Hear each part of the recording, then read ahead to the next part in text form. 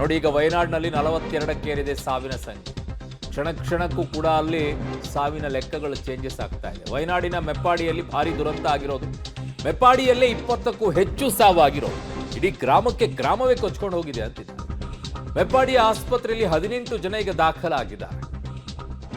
So ಆಸ್ಪತ್ರೆಗೆ ಸಚಿವರು ಭೇಟಿ ಕೊಟ್ಟಿದ್ದಾರೆ. ಗಾಯಾಳುಗಳ ಆರೋಗ್ಯವನ್ನ ಅಲ್ಲೆಲ್ಲ ವಿಚಾರಣೆಯನ್ನ ಮಾಡ್ತಾ ಇದ್ದಾರೆ.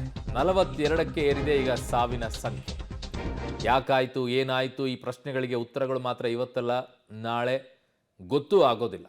ಹೇಳ್ಬೋದು ಮೇಘಸ್ಫೋಟ ಆಗೋಯ್ತು, ಇಲ್ಲ ಹಿಂಗಾಗೋಯ್ತು ಅಂಥೇಳಿ. ಬಟ್ ನಾವು ಪ್ರಕೃತಿ ಜೊತೆಗೆ ಆಡಿರುವಂಥ ಆಟಗಳೇ ಇದಕ್ಕೆ ಕಾರಣ ಅನ್ನೋದ್ರಲ್ಲಿ ಯಾವ ಅನುಮಾನವೂ ಕೂಡ ಇಲ್ಲ.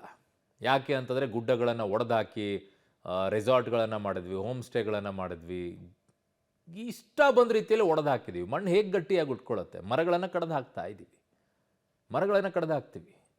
ಬರೀ ಟಿಶ್ಯೂ ಪೇಪರ್ಗೇನೆ 20 ಲಕ್ಷ 25 ಲಕ್ಷ ಪ್ರತಿ ದಿನ ಮರಗಳನ್ನು ಕಡಿಯುವಂಥ ಪರಿಸ್ಥಿತಿ ಇದೆ. ಬರೀ ಟಿಶ್ಯೂ ಪೇಪರ್. ಪಿಣರಾಯಿ ವಿಜಯನ್ ಬಳಿ ಪರಿಸ್ಥಿತಿ ಬಗ್ಗೆ ಮಾಹಿತಿಯನ್ನು ಪ್ರಧಾನಿ ನರೇಂದ್ರ ಮೋದಿ ಅವರು ಪಡ್ಕೊಂಡಿದ್ದಾರೆ. ಕೇಂದ್ರದಿಂದ ಎಲ್ಲ ರೀತಿಯ ಅಗತ್ಯ ನೆರವು ನೀಡೋದಾಗಿ ಭರವಸೆಯನ್ನ ಕೊಟ್ಟಿದ್ದಾರೆ. ಕೇಂದ್ರದಿಂದ ವಯನಾಡು ದುರಂತದಲ್ಲಿ ಮೃತಪಟ್ಟವರಿಗೆ 2 ಲಕ್ಷ ಪರಿಹಾರವನ್ನ ಘೋಷಣೆಯನ್ನ ಮಾಡಿದ್ದಾರೆ. ಆ 2 ಲಕ್ಷ ರೂಪಾಯಿಯಿಂದ ಏನಾಗುತ್ತೆ ಬಿಡುತ್ತೆ ಅಂತಲ್ಲ, ಒಂದಿಷ್ಟು ಆ ಸಂದರ್ಭದಲ್ಲಿ ನಿಭಾಯಿಸ್ಕೊಳ್ಳೋಕ್ಕೆ, ಜೀವನ ಮತ್ತೆ ಹಳಿಗೆ ಬರೋದಕ್ಕೋಸ್ಕರ ಆ ಒಂದಿಷ್ಟು ನೆರವನ್ನು ಕೊಡುವಂಥ ಕೆಲಸ ಮಾಡ್ತಾರೆ. ಅದರಿಂದ ದೊಡ್ಡ ಮಟ್ಟದಲ್ಲಿ ಏನಾದರೂ ಆಗುತ್ತೆ ಅಂತಲ್ಲ, ಸದ್ಯಕ್ಕೆ ತಾತ್ಕಾಲಿಕವಾಗಿ ಆ ಕುಟುಂಬ ನಿಭಾಯಿಸಿಕೊಳ್ಳೋಕ್ಕೋಸ್ಕರ ಅದನ್ನು ಪರಿಹಾರದ ರೂಪದಲ್ಲಿ ಕೊಟ್ಟಿರ್ತಾರೆ. ಬಟ್ ಎಲ್ಲರಿಗೂ ಕೂಡ ಬಹುದೊಡ್ಡ ಸವಾಲೇ ಈಗ ಅಲ್ಲಿ. ಒಂದು ಕಡೆಗೆ ಮಳೆ ನಿಂತರೆ ಕಾರ್ಯಾಚರಣೆಗಳು ಸುಲಭವಾಗಿ ಮಾಡ್ಕೊಳ್ಬೋದು. ಮಳೆ ನಿಲ್ಲದೇನೆ ಆ ಮಳೆಯಲ್ಲೇ ಕಾರ್ಯಾಚರಣೆ ಮಾಡೋದು ಅಂತಂದರೆ ಸಾಧ್ಯ ಆಗೋದೇನೆ ಇಲ್ಲ. ಎಲ್ಲೆಲ್ಲಿ ಹೋಗುತ್ತೆ, ಬಾಡಿಗಳು ಎಲ್ಲೆಲ್ಲಿ ಕೊಚ್ಕೊಂಡು ಹೋಗಿದ್ದಾವೆ, ಯಾವ ಮಣ್ಣಿನಡಿ ಸಿಕ್ಕಾಕೊಂಡಿದೆ, ಏನೂ ಗೊತ್ತಾಗೋದಿಲ್ಲ. ಕಾರಣ ಎಷ್ಟು ಜನ ಒಳಗಡೆಗೆ ಹೋಗಿದ್ದಾರೆ ಅಂತ ಗೊತ್ತಾಗೋದಿಲ್ಲ. ಮಡಿಕೇರಿಯಲ್ಲೂ ಪ್ರಶ್ನೆ ಅದೇ ಕಾಡಿತ್ತು. ಕೆಲವೊಂದಿಷ್ಟು ಜನ ನಾಪತ್ತೆ ಆದರು, ಬಟ್ ಅವ್ರ ಬಾಡಿಗಳೇ ಸಿಗಲಿಲ್ಲ. ದೇಹ ಸಿಕ್ಕರೆ ತಾನೇ ಇಷ್ಟು ಜನ ಸಾವನ್ನಪ್ಪಿದ್ದಾರೆ ಅಂತ ಲೆಕ್ಕ ಸಿಗುತ್ತೆ.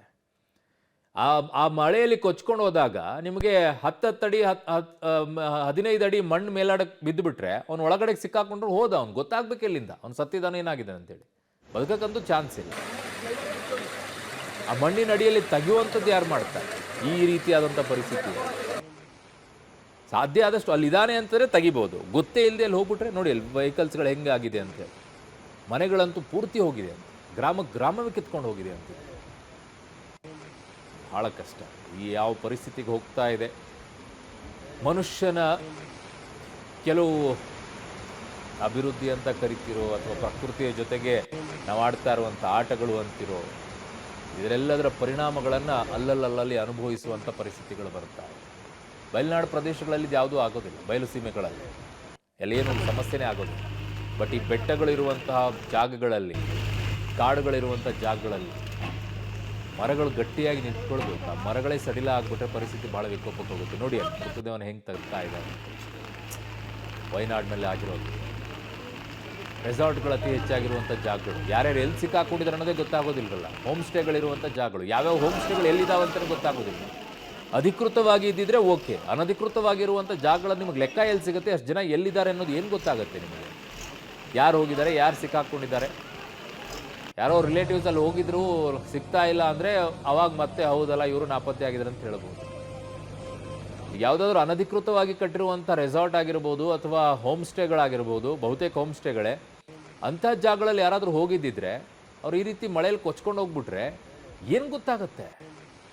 ಅದಕ್ಕೆ ಎಲ್ಲವೂ ಕೂಡ ಅಧಿಕೃತವಾಗಿರಬೇಕು, ನಂಬರ್ಸ್ಗಳು ಸಿಗುತ್ತೆ ಇಂಥ ಪರಿಸ್ಥಿತಿಗಳಲ್ಲಿ ಅಂತ. ಯಾಕೆ ಬಡ್ಕೊಳ್ತಾರೆ? ರಿಜಿಸ್ಟ್ರೇಷನ್ ಮಾಡ್ಕೊಳ್ಳಿ ಅಂತ. ಟ್ಯಾಕ್ಸ್ಗಳು ಸಿಕ್ಕಾಪಟ್ಟೆ ತುಂಬಿರೋ ಪರಿಣಾಮವಾಗಿ ನಿಮಗೆ ರಿಜಿಸ್ಟ್ರೇಷನ್ ಮಾಡ್ಕೊಳ್ಳೋಕೆ ಹಿಂದೇಟು ಹಾಕ್ತಾರೆ. ನೋಡಿ ಅದನ್ನೊಂಚೂರು ಕಡಿಮೆ ಮಾಡಿಸಿ. ಹೆಂಗೆ ರಿಜಿಸ್ಟ್ರೇಷನ್ಗಳಾಗ್ತಾವೆಲ್ಲ, ಆ ನಿಯಮ ಈ ನಿಯಮ ಇರಬೇಕು, ಎಲ್ಲವೂ ಇರಬೇಕು. ಅದರ ಪರಿಣಾಮಗಳಿಗೆ ಅನಧಿಕೃತವಾಗಿ ಎದ್ದಿರೋದು ಹೋಮ್ ಸ್ಟೇಗಳು, ಕೊಡಗಲ್ಲಾಗಿರ್ಬೋದು, ಈ ವಯನಾಡಿನಲ್ಲೂ ಆಗಿರ್ಬೋದು. ನೋಡಿ ಅಲ್ಲಿ ಹೆಂಗಿದೆ ಪರಿಸ್ಥಿತಿ, ಮರಗಳು ಹೆಂಗೆ ಕೊಚ್ಕೊಂಡು ಬಂದಿದ್ದಾವೆ ನೋಡಿ.